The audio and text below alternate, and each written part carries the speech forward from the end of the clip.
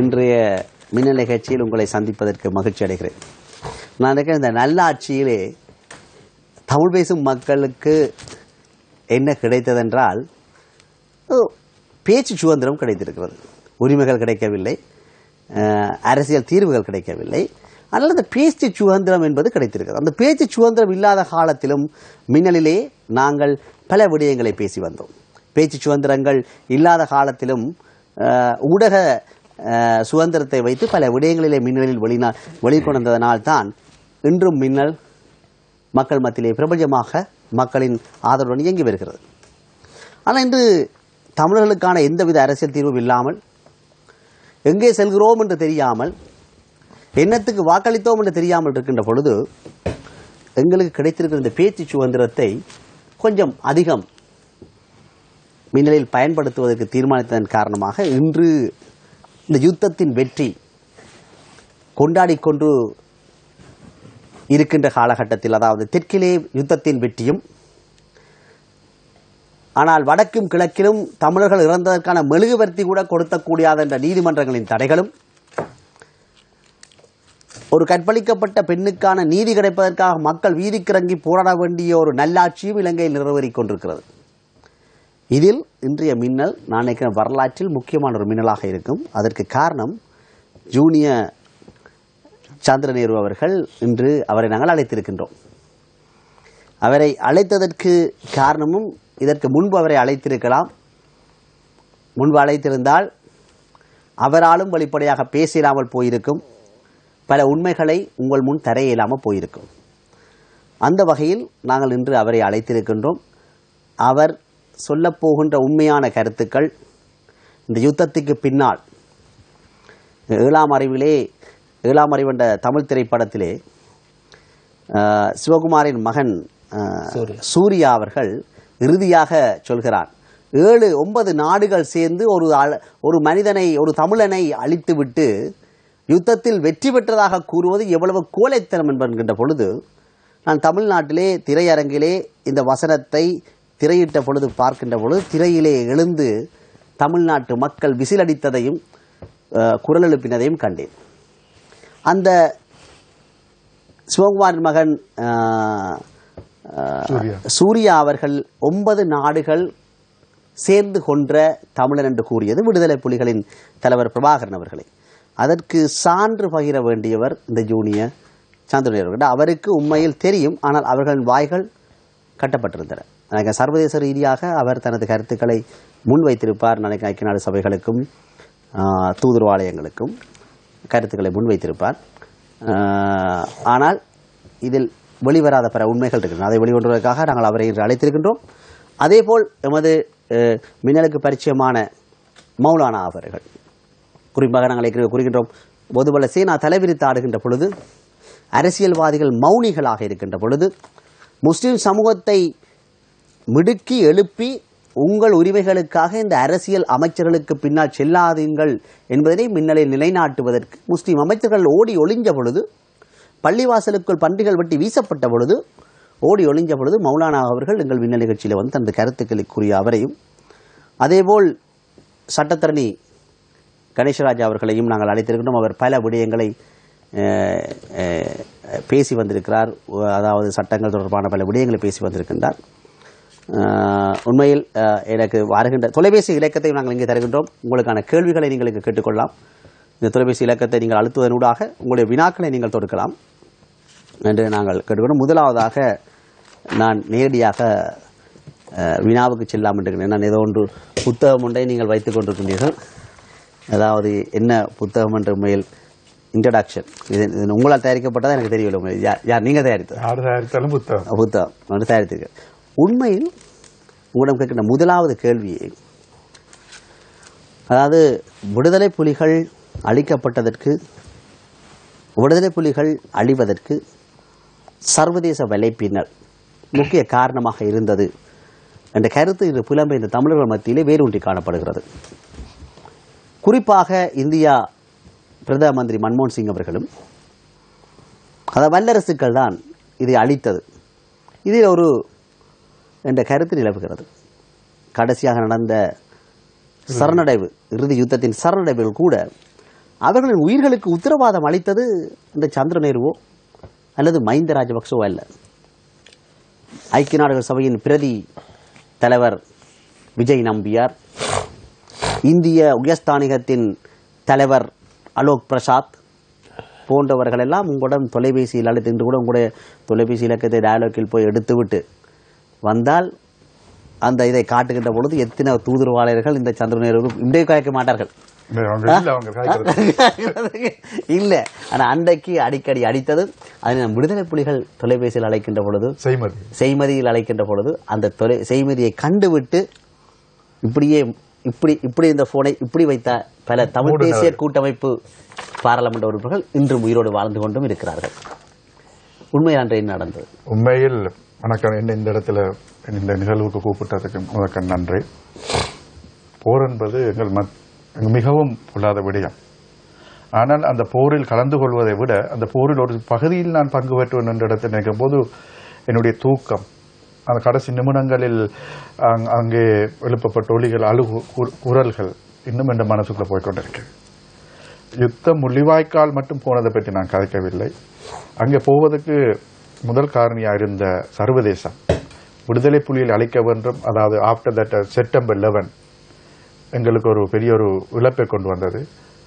மிகவும் பலம் வாய்ந்த முற்படைகளை கொண்டிருந்த விடுதலை புலிகள் அமைப்பை கண்டு அஞ்சியது சர்வதேசம், குறிப்பாக இந்தியா விமானப்படையை விடுதலை புலிகள் விமானப்படை என்று ஆரம்பித்தார்கள். அன்று இந்தியா அஞ்சியது. காரணம் என்ன, நாளைக்கு தமிழ்நாடும் தன்னை விட்டு போயிடும் என்ற ஒரு பயம். என்ன நாங்கள் அடிக்கடி சொல்றோம் தானே, தொப்பில் உறவுகள் என்று சொல்லி. அப்ப அந்த வகையில் இந்த தொப்பில் உறவை வெட்டணும். புள்ள வெளியில வந்தால் டக்குன்னு வெட்டிடுவாங்க. அதே மாதிரி தான் இந்த விடுதலை புலிகள் கடைசி போராட்டத்தில் நடக்கும் போது நான் மிக இக்கட்டான சூழ்நிலைகள். இந்த இடத்தில் முக்கியமாக ஒரு விஷயங்கள், ஜெயானந்தமூர்த்தி மேலும் நாங்கள் இருவரும் ஒருக்கா போயிருக்கின்றோம். நவம்பர் மாசங்கள் 2008 தொடங்கி ஜனவரி மட்டும் நான் தனியாக 5 தடவைக்கு மேல் சென்றிருக்கின்றேன். என்னுடன் ஒரு முறை ஜெயானந்தமூர்த்தி தன்னுடைய வந்திருக்கிறார். நாங்கள் நேரடியாக மிகவும் தேசிய தலைவரையும் புலனாய்வுத்துறை பொறுப்பாளர் பொட்டுவமானையும் நாங்கள் நேரடியாக சேர்ந்து இந்த போராட்ட மாற்றங்கள் எப்படி ஏற்படுகின்ற போகின்றது, இதனால் என்னென்ன பின் விளைவுகள் என்பது சம்பந்தமாகவும் அங்கு இந்த விமான தாக்குதலால் ஏற்படுற விடயங்கள் நான் நேரடியாக கண்டிருக்கின்றேன்.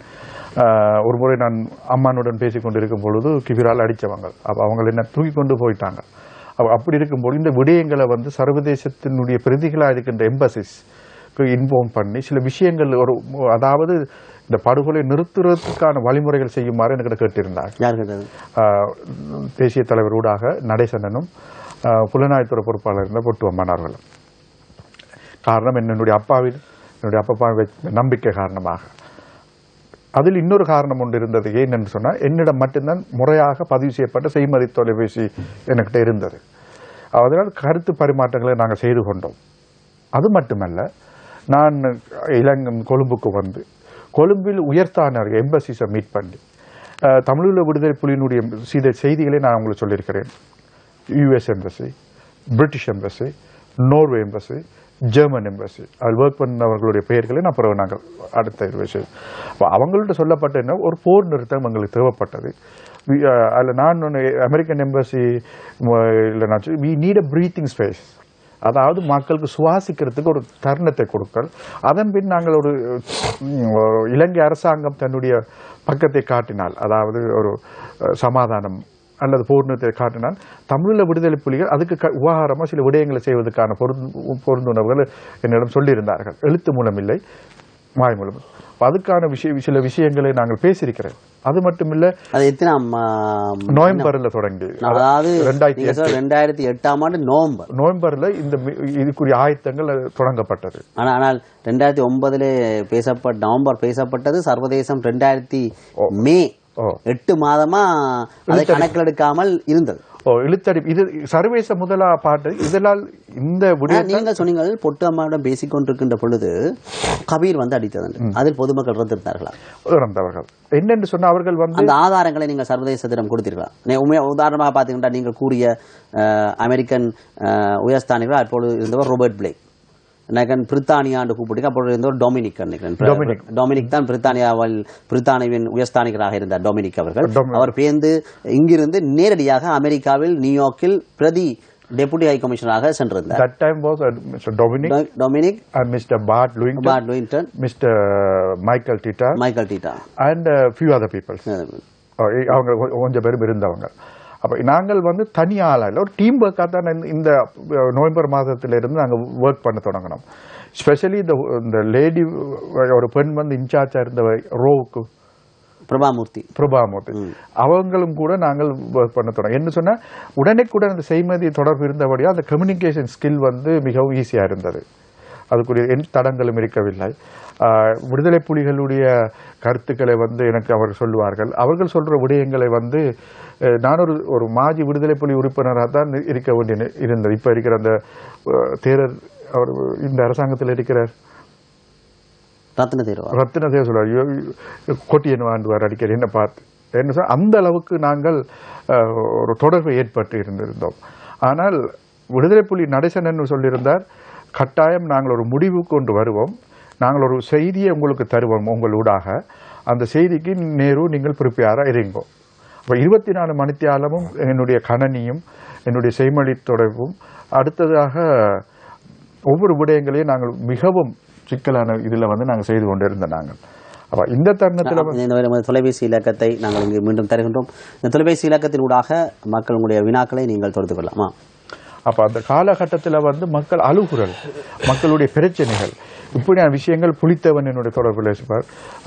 என்னுடைய நண்பனாக இருந்த மிகவும் இளந்திரையன் அவர்கள், அதாவது தமிழ் தேசிய கூட்டமைப்புக்கு தான் அவர் தான் பொறுப்பாக இருந்தார். இளந்திரையனும் மற்றது தயாமோகனும் தமிழ் தேசிய கூட்டமைப்புடைய முறையான நிகழ்வுகளை அறிக்கைகளை சம்பந்தமாக பொறுப்பாக இருந்தவர்கள். அவர்களும் தொடர்ச்சியான தொடர்புகளை பேணிக் கொண்டிருப்பார். என்ன நான் ஒவ்வொரு முறை மண்ணுக்கு போகும்பொழுது அந்த மண்ணுக்கு போகும்பொழுது நான் திருப்பி வருவேன் என்று நான் ஒவ்வொரு முறையும் சிந்திக்கிறேன். எப்படி செல்வீர்கள்? வாகனத்தினூடாக போய் விடுதலை புலியினுடைய விசேட துருப்புக்காவில என்ன கூட்டிட்டு போவாங்க. அதாவது ராணுவம் உங்களை விட்டு ராணுவம் போக வேண்டிய காரணம் என்னன்னு சொன்னா விட்டவர்கள் என்ன எனக்கிட்ட ஐயோ அண்ணே என்று கேட்பாங்க. ஜனதா மக்களுடைய பிரதிநிதி. அதுல இன்னொரு விஷயம் இருந்து நேஷனலிஸ்ட் எம்பி எங்க எம்மனும் போகலாம். ஆனால் ராணுவம் எப்படி உங்களை விட்டது? நான் சொன்னேன், இலங்கை அரசாங்கத்துடைய சில விஷயங்களும் முக்கியமான போர் சம்பந்தம் நீ மேலுக்கு அடிச்சு கேளுங்க. அப்ப இலங்கை அரசாங்கம், மஹிந்த ராஜபக்சே அரசாங்கம் உங்களுக்கு அனுமதியை வழங்கியிருந்தாங்க, சென்று வழங்கியிருந்தது. என்னன்னு சொன்னா வழங்கியிருந்ததை விட அவர்கள் என்ன பெருசா அதை எடுக்க என்ன, நாங்கள் அவங்களோட சில விஷயங்களை பேசிக் கொண்டிருக்கின்றோம். மஹிந்த ராஜபக்சே அரசாங்கத்தோட பசிலுடன் பேசும்படி தான் நடேசன் அவர்கள் சொல்லியிருந்தார்கள். விடுதலை புலிகளும் வந்து என்ன மற்ற, அதாவது தூதரக ஆலயங்களுக்கு சில கருத்துக்களை கூற சொல்லியதாக நீங்க கூறினீர்கள். தூதரக ஆலயங்கள் உதாரணமாக நீங்க முதல் சொன்ன 3 பேரும் மைக்கேல் டிட்டோ, மற்றது ரோபர்ட் பிளேக் எல்லாம் அமெரிக்க பிரதிநிதிகள். பிரித்தானியாவை தான் டொமினிக் அவர்கள் இருந்தார்கள். பிரபாமூர்த்தி என்று சொன்ன நீங்க ரோவின் தலைவர் அவர்கள் விடுதலை புலிகள் அழித்ததில் பாரிய பங்கு வகித்த ரோ, அதாவது விடுதலை புலிகளை அழிப்பதில் விடுதலை புலிகள் ஆரம்பித்த தமிழர்களின் போராட்டம் ஆரம்பித்த காலத்திலிருந்தே 1983ஆம் ஆண்டு காலத்திலிருந்தே அவர்களை வளர்த்து அவர்களுக்கூடாக இலங்கையை தன்வசப்படுத்தி இயக்கங்களை அளிக்க வேண்டும் என்பதிலே மும்மனமும் கங்கணமும் கட்டியிருந்ததிலே இந்திய புலனாய்வு பிரிவு ஒரு முன்னணியில் வைக்கிறது. அந்த பிரபாமூர்த்தி அவர்கள் விடுதலை புலிகள் அளிப்பது நினைக்கிறேன் கிருஷ்ணன் அவர்கள் தான் வெளிநாட்டு அமைச்சராக இருந்தார். பிரபாமூர்த்தி அவர்கள் இருக்கின்ற பொழுது கிருஷ்ணனுடன் நேரடிய தொடர்பினை கொண்டிருந்தார். கிருஷ்ணன் வெளிநாட்டு அமைச்சராக கிருஷ்ணனுடன் நேரடிய தொடர்புகளை கொண்டிருந்தார் இந்த பிரபாமூர்த்தி அவர்கள். பிரபாமூர்த்தி அவர்கள் இலங்கையில் விடுதலை புலிகள் அழிப்பதற்கு முக்கிய பங்கை வைத்திருந்தார் என்ற கருத்து முன்வைக்கப்பட்டிருந்தது.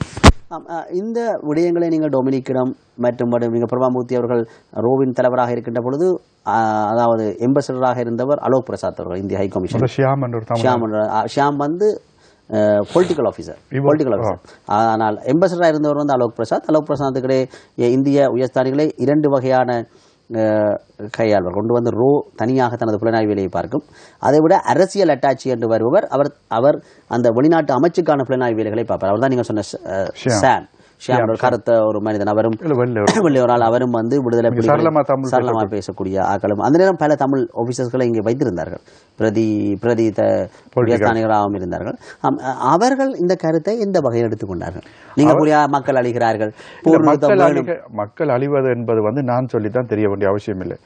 கழுகுக்கண் பார்வைன்னு சொன்னாங்க, ஈகிள் ஐஸ். அது வந்து அமெரிக்கா தன்னுடைய கழுகு கண் பார்வையை செய்மதி ஊடாக எடுத்துக்கொண்டிருந்தது. இப்போ நான் போய்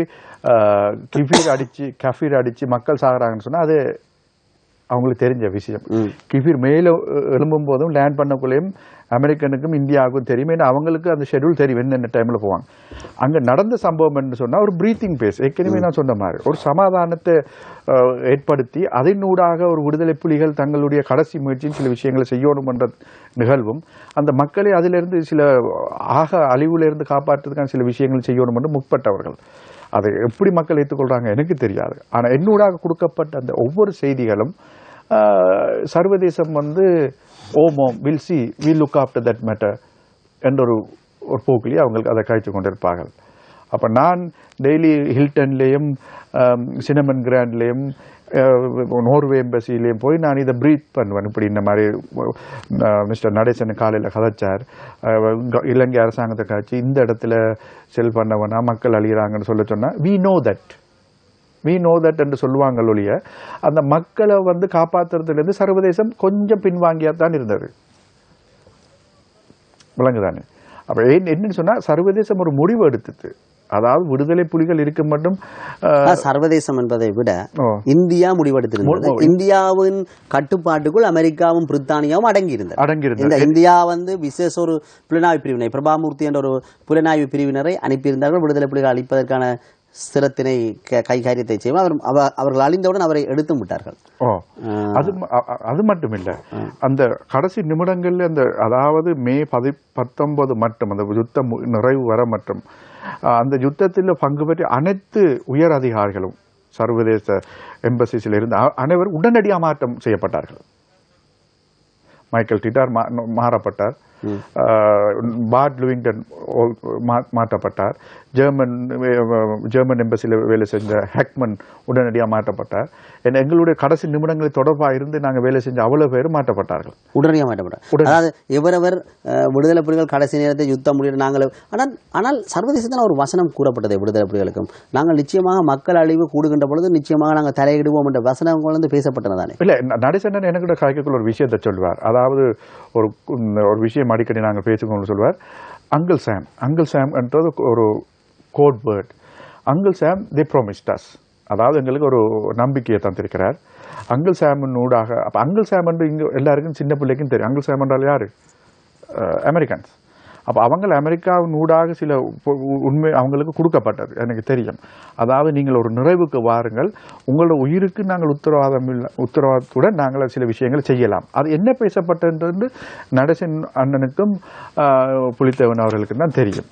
ஆனால் எனக்கு சில விடயங்கள் சொல்லும் பொழுது எனக்கும் ஒரு நம்பிக்கை ஏற்பட்டிருந்தது. நான் இந்த விஷயங்களை நான் இப்போ 5 வருஷத்துக்கு காய்க்கும் போது எனக்கும் சில விஷயங்கள் எமோஷனலாக இருக்கு. என்ன சொன்னால் இந்த கதைத்த விடயங்கள் காதுக்குள் இன்னும் ரீங்காரம் விட்டு கொண்டிருக்கின்றது. ஏன்னா உலகால நான் ஏன் கதைக்கலன்னா இது ஒரு சந்தர்ப்பம். அப்போ அமெரிக்காவை முழுதா இயக்கம் ஒரு வகையில் நம்பியது. ஆனால் இதில் நீங்கள் பார்த்தீங்கன்றால் நீங்கள் அமெரிக்காவை நம்பியதாக விடுதலை புலிகள் இருந்தாலும் உங்களுடைய கலந்துரையாடலே பல பங்கை வகித்தது வந்து இந்தியா ஹை கமிஷனும் பழைய பங்கை வகித்திருந்தது. அதாவது உங்களுடைய சகல தகவல்களும் இந்திய புலனாய்வு பிரிவும் இந்திய உயர்ஸ்தானிகரும் சாம் போன்றவர்கள் கூடாக. ஆனால் இந்தியாவின் சொல் கேட்டுத்தான் அமெரிக்கா அதற்கு மேலாக செல்லும் என்பதனை நீங்களோ விடுதலை புலிகளோ உணரவில்லை. அதாவது இந்தியாவை மீறி இந்தியா விடுதலை புலிகளை அழிக்க வேண்டும் என்று முடிவெடுத்த பின்பு அதற்கு மேலாக சென்று விடுதலை புலிகளையும் தமிழ் மக்களையும் அமெரிக்கா காப்பாற்றும் என்று எந்த வகையில் நம்பினீர்கள்? இல்ல, நான் விடுதலை புலிகளுடைய உங்களுடைய கலந்துரையாடல் நீங்க பார்த்தீங்கன்னா உங்களுக்கு தெரியும், முந்தி அதாவது நீங்க சொன்ன மாதிரி எரிக் சொல்லியம் அவர்கள் முந்தி வருகின்ற பொழுது நேரடியாக இலங்கைக்கு வருவார். மஹிந்த ராஜபக்ஷ அவர்களின் அரசாங்கம் மாறி அங்கே மன்மோகன் சிங் அவர் வந்தாரோ அதன் பின்பு எரிக் சொல்லியம் இலங்கையில் வந்து பேசிய விட்டு இந்தியாவுக்கு சென்று நாராயணன் டிஃபென்ஸ் அட்வைசர் நாராயணனை சந்தித்து விட்டு தான் அவர் டெல்லிக்கு செய்வார். எனவே இலங்கை இனப்பிரச்சனை இந்தியா பாரிய ஒரு பங்கினை வைத்துக் கொண்டது. எப்படி விடுதலை புலிகளை நசுக்க வேண்டும் என்பதை பாரிய பங்கினை வைத்திருந்தது. அதே போல தற்போது கஜேந்திரகுமார் பொன்னம்பலம் கூட வெளிப்படையாக கூறி வருகிறார். இந்தியா விடுதலை போராட்டத்தை நசுக்க வேண்டும் என்பதை முற்றுமுழுதாக இருந்தது என்பதை கஜேந்திரகுமார் பொன்னம்பலம் வெளிப்படையாக கூறி வருகிறார். கஜன் சொல்றதுலேயே உண்மை இருக்கு. என்ன விஷயம் என்று சொன்னா, இந்தியாவை நம்பி நாங்கள் மோசம் போயிட்டோம், தொப்புள் கொடி என்று சொல்லி கடைசியில் ஒன்றுமே விடுதலை புலிகளை அவங்க இந்திய அரசாங்கம் எதிர்பார்த்த ஒரு விடயம், தமிழீழ விடுதலை புலிகளை அளித்ததுக்கு பிறகு இலங்கை அரசாங்கம் தன்னுடைய காலடியில் இருக்கும் என்றதை எதிர்பார்த்தது. ஆனா விடுதலை புலியை அழித்ததுக்கு பிறகு இந்திய காலத்துக்கு அடிச்சு போட்டு கடைசியில வந்து சீனாவுக்கு தான் மண்டிவிட்டது தான் இதான் நடந்த விடயம். ஆகையினால் என்ன விஷயம் என்று சொன்னா, ஒரு வல்லரசை நம்ப வேண்டிய ஒரு காலகட்டத்துக்கு விடுதலை புலிகள் இருந்தாங்க. அந்த விடுதலை புலிகளுடைய அந்த நம்பிக்கையை வந்து ஊக்குவிச்சது அமெரிக்கா. ஆயுதங்களை மௌனிக்கும் வரை கொண்டு வந்து போராட்டத்தை நாங்கள் இந்த இடத்துல நிறைவு செய்கிறோம் என்ற நிகழ்வுகளும் ஒரு நாள் எடுக்கப்பட்ட முடிவல்ல. என்னென்னு சொன்னால், அது பல காலமாக டிசைன் பண்ணப்பட்டு இதால் ஏற்படுகின்ற பின்விளைவுகள் தங்களோட உயிர்களுக்கு ஆபத்து, பின்னால் தங்களோட போராளிகளுக்கு என்ன நிலை ஏற்படும் என்ற ஒவ்வொரு விடயங்களையும் அவர்கள் சிறுக செதுக்கினார்கள் விடுதலை புலிகள். அப்ப அந்த செதுக்கிறதுல ஒரு பங்கத்தான் என்ன கொடுக்கப்பட்டது. அதாவது செய்மதி தொடர்பு இருந்தபடியே அந்த பங்கு என்ன கொடுத்தேன். நான் அந்த அளவுக்கு பெரிய அரசியல்வாதி இல்லை, என்னோட மூத்த அரசியல்வாதிகள் இருக்கிறாங்க. ஆனா செய்மதி தொடர்பும் மூத்த அரசியல்வாதி யாரை கூறுறீங்க? எல்லாரும் மூத்த அரசியல் தமிழ் தேசிய கூட்டமைப்பில் இருக்கிற அனைத்து மூத்த அரசியல்வாதிகள் அவ்வளவு பேரும் விடுதலை புலிகளின் தொலைபேசி அழைப்புகளை ஏற்று பேசி கொண்டு வந்தார்கள் அந்த நீங்க பேசுகிற காலகட்டத்தில். இருக்கலாம். இல்ல அவர்களுடன் தொடர்பு ஏற்படக்கூடிய இருந்தால் ஏன் அவர்கள் உங்களை தெரிவு செய்தார்? இல்ல காரணம் நீங்க கூறியபடி விடுதலை புலிகளின் தொலைபேசி அழைப்புகளை அவர்கள் செவிமடுத்துக் கொண்டிருந்தார்கள் என்றால், இல்ல அல்லது பேசிக் கொண்டிருக்கிறார்கள் என்றால், ஏன் உங்களை மாத்திரம் எம்பசிக்கு போட வேண்டும்? அவர்களுடன் பேசி இல்ல. அதில் என்ன விஷயம் என்றாங்க, செய்மதி தொடர்பு எல்லார்ட்டையும் இல்லை.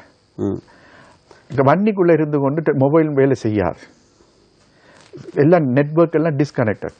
ஈவன் சிடிஎம்ஏ கூட வேலை செய்யவில்லை. என்கிட்ட இந்த துறையா இருந்தபடியா அவங்களுக்கு மிக இலவாக என்ன கம்யூனிகேட் பண்ணக்கூடிய ஒரு நிலை ஏற்பட்டது. அந்த ஈஸி ஆக்சஸை அவங்க வடிவாக யூஸ் பண்ணி கொண்டார்கள். இதே கேள்வியை தான் என்கிட்ட பல பேர் கேட்டேன், என்ன நீங்க உங்கள்கிட்ட. ஆனால் எனக்கு அந்த துறையா கொடுத்த ஒரு வரம். இந்த செய்மதி தொடர்பை நீங்கள் வைத்திருக்கின்ற பொழுது நீங்கள் செய்மதி விடுதலை புலிகள் நடேசன் சொன்னார், பொட்டம்மான் சொன்னார், விடுதலை புலிகளின் தேசிய தலைவர் சொன்னார் என்று சொல்லி நீங்கள் இந்திய உயர்ஸ்தானிகர் மற்றும் அமெரிக்கா போன்ற நாடுகளுக்கு சொல்லுகின்ற பொழுது அவர்கள் என்ன வகையான, அதாவது எவ்வளவு காலங்களுக்கு நீங்கள் தொடர்புகளை ஏற்படுத்தி இருந்தீர்கள்? அது ரூட்டிங்கா போய் கொண்டிருந்தது. எவ்வளவு கிழமைக்கு நவம்பர்ல இருந்து continue once a week daily. ஒரு விஷயம் சொல்ல முக்கியமான விடயம், அங்கே ஒர்க் பண்ண அந்த லேடி பிரபாமூர்த்தி ஒரு முறை நான் வன்னிக்கு போய் வந்ததுக்கு பிறகு என்னோட ஜெயந்தமூர்த்தியும் வந்தார். வந்து அவர் தலைவரின் வந்து முக்கியமான விடயங்கள் கலைக்கப்பட்டு வந்ததுக்கு பிறகு உடனே மிஸ் பிராமூர்த்தியா என்னோட உடனே கூப்பிட்ட உடனே, மிஸ்டர் நேரு, நான் உங்களுக்கு ஒரு டின்னர் தர விரும்புகிறேன், shall you come and meet me, என்ன வந்து சந்திக்க முடியுமான்னு சொல்லி சினமன் கிராண்ட் அந்த இந்தியன் ரெஸ்டாரண்ட்ல நான் போனேன். சட்னில உடனே அவ இருந்தா சொன்னா, முதலாவது கேட்ட பிரபாகரன் என்ன சொன்னாருன்னு. பிரபாகரன் என்ன சொன்னார், மூச்சுன்றதை விட நீங்க என்ன எதிர்பார்க்குறீங்க பிரபாகரன் நீங்கன்னு சொல்லி. இல்ல, நாங்கள் மக்கள் அழிவை நாங்கள் விரும்பல, மக்களுடைய இது. அப்ப நான் சொன்னேன், இந்த வீடியோத்தை நான் இப்ப அடிச்சு தாரேன், நீங்கள் நடேசனோட தொடர்பை கொள்ளுங்க. தடை செய்யப்பட்ட இயக்கத்துடன் கதைப்பதற்கு எங்களுக்கு தடை செய்யப்பட்டிருக்கின்றார் இந்தியன் ரோவா. நான் பக்கத்தில் துறையாவை வச்சிருந்து சொன்னேன், நீங்க மக்களை கன்சர்ன் பண்றீங்கன்னு சொன்னால் நான் உடனே நீங்கள் இந்த என்னுடைய சேட்டலைட் செய்மதி இருக்குது, why don't you communicate with Mr. நடேசனோட. இன்னொன்று, தடை செய்யப்பட்ட இயக்கத்துடன் நேரடியாக தொடர்பு கொள்வது எங்களுக்கு தடை செய்யப்பட்டிருக்கின்றது. மறைமுகமா உங்களுக்கு கூட தொடர்பு இருக்கலாம். நான் அதுக்கு சொன்னேன், நீங்க நேரடியாக கதைக்கல, நீங்க என்னோட கதைக்க நான் ஸ்பீக்கர் போன்ல போடுறேன், அவங்க கேட்பாங்க. No Nehru will decide that I have to take. நான் அதாவது என்னுடைய ஹை ரேங்க் ஆஃபீஸர்ஸ்ட நான் அது சம்பந்தமா சில விஷயங்கள் கதைக்கணும். பிரபாகரனுடைய நிலைப்பாடு என்னன்னு சொன்னா, நான் என்னோட உங்களுக்கு தெரியும், நான் ஜஸ்ட் என்னுடைய மக்களுடைய பிரச்சனையும் சாப்பாட்டு பிரச்சனையும் அவர்கள் கொடுக்குற சில விடயங்களை நான் இங்கே கொடுக்க வேண்டிய நிலைப்பாடு அதுதான். பிரபாகரன் என்ன தலைவர் வந்து என்ன நிலையில் இருக்கிறார், அவர் உறுதியாகத்தான் இருக்கிறார். அப்போ எவ்வளவு காலம் இந்த போரை கொண்டு போவாங்க, நீங்கள் அங்க கேட்க வேண்டிய கேள்வி எனக்கிட்ட ஏன் கேட்குறீங்க? இல்லை, அவர்கள் என்ன சொன்னால், அவர்கள் போருக்கு இலங்கை அரசாங்கத்தை தயார்படுத்தி கொண்டிருக்கின்ற பொழுது உங்களுக்கு கூட தான் விடுதலை புலிகள் எவ்வளவு காலம் நின்று பிடிப்பாங்க தெரிந்தால் அவர்கள் அழிப்பதற்கு இலகுவாக இருக்கு. அவர்கள் உங்களிடம் கேட்டப்பட்ட கேள்வி என்ன, இந்தியன் ரோ, அதாவது இந்திய அரசாங்கம் இந்த யுத்தத்தை திட்டமிட்டு நடத்தி கொண்டிருக்கிறது. அப்பொழுது இந்தியாவை பொறுத்தமட்டிலே விடுதலை புலிகளோட எதிரிகள் தமிழர்கள் எதிரிகள், அந்த எதிரிகள் எப்படி பலமாக இருக்கிறார் என்பதை அறிந்து கொண்டால் தானே யுத்தத்தை நடந்த. எதிரியின் பலத்தை அறியாமல் இந்தியாவினால் எப்படி யுத்தத்தை கூட கேட்கப்பட்ட கேள்விகள் உங்களுக்கு விளங்கி இருக்கிறாங்க. சட்டத்தரணி அவர்கள் உண்மையில் இதில் எவ்வளவு கலந்துள்ள சட்டத்தரணியோட நான் இதை கேட்க விரும்பவில்லை, அவரை நாங்கள் இந்த அரசியலுக்குள் மாட்டக்கூடாது. ஆனால் ஒரு சட்ட ரீதியாக பார்த்தா என்ன ஒரு எதிரியை அடையாளப்படுத்தி அவர்களின் பலம் என்ன, பலவீனம் என்ன, தலைமைத்துவ உறுதியாக இருக்கிறது, இதற்கு ஏற்ற மாதிரி தங்களுடைய திட்டங்களை வகுத்து விடுதலை புலிகளின் தமிழர்களையும் அளிக்க வேண்டும் என்பதிலே உங்களுடைய தகவல்களை திரட்டி இருக்கிறார்கள். அவர்கள் ஒற்றர்களை நியமித்து இருக்கிறார்கள். அதற்கு தங்கள் ஒற்றர்கள் கொடுத்த தகவல்கள் நேருவின் தகவல்களும் ஒன்றாக இருக்கிறதா? நான் என்ன ஒற்றனா? இல்ல, நீங்க ஒற்றனா இல்லையா? ஆனால் உங்களுக்கு ஒரு டினர் கூப்பிட்டு பாருங்க. இன்று ஒருவர் எழுதினால் உண்மையில் பார்த்துட்டால் இன்று உண்மையில் இது மே மாசம். இந்த மே மாசத்தை கொண்டாடப்படும் வாழ்க்கையில மறக்க முடியாத ஒன்று.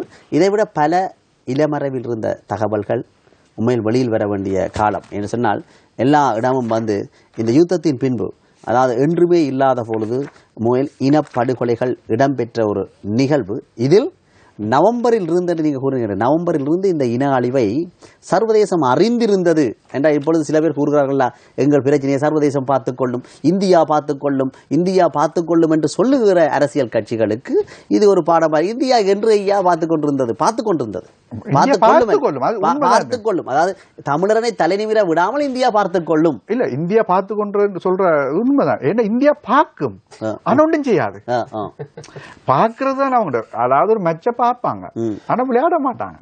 ஆனா அவங்க என்ன செய்வாங்க, ஆனா இந்தியா தோக்க போகுதுன்னு தெரிஞ்சா மேட்ச் பிக்சிங் செய்வாங்க. அதாவது இந்தியா தோக்க போகுதுன்னு தெரிஞ்சா மேட்ச். அது என்ன மாதிரி விடுதலை புலிகள் பலமா இருக்கு. விடுதலை புலிகள் வெல்ல போகிறார்கள் என்றால் இந்தியா இறங்கும் மேட்ச்ல. விடுதலை தோக்கிறார்கள் என்றால் வடிவாக அழகாக பார்த்து அழகாக தோக்கிறார்களா என்று. இந்த வகையில நீங்கள் அந்த பிரபாமூர்த்தி அவர்களுடைய அப்பொழுது விடுதலை புலிகள் இப்படி அழிவு நடக்கிற என்ற பொழுது பிரபாமூர்த்தி அவர்கள் என்ன நடவடிக்கை எடுப்பதாக கூறினார்? We are considering, அவர் சொன்னது ஆங்கிலத்தில், we are considering about the child and the pregnant ladies. அவங்களுடைய நிகழ்வுகளை தான் நாங்கள் சம்பந்தமாக வச்சுருக்கோம். அப்போ அவங்க நான் சொன்னேன், நடேசன் சொல்லியிருந்தார், இலங்கை அரசாங்கம் ஒரு சிறு பிரீத்திங் ஸ்பேஸை கொடுத்திருந்தால் அந்த பிள்ளைகள் பிரெக்னன்ட் லேடிஸ் அவங்கள வந்து நாங்கள் வெளியேறக்கூடிய நிலை இருக்கு. நீங்க செல்ல அடிச்சு கொண்டு வெளியில் ஆக்களை போகணும்னு சொன்னா நான் எப்படி அனுப்புறது?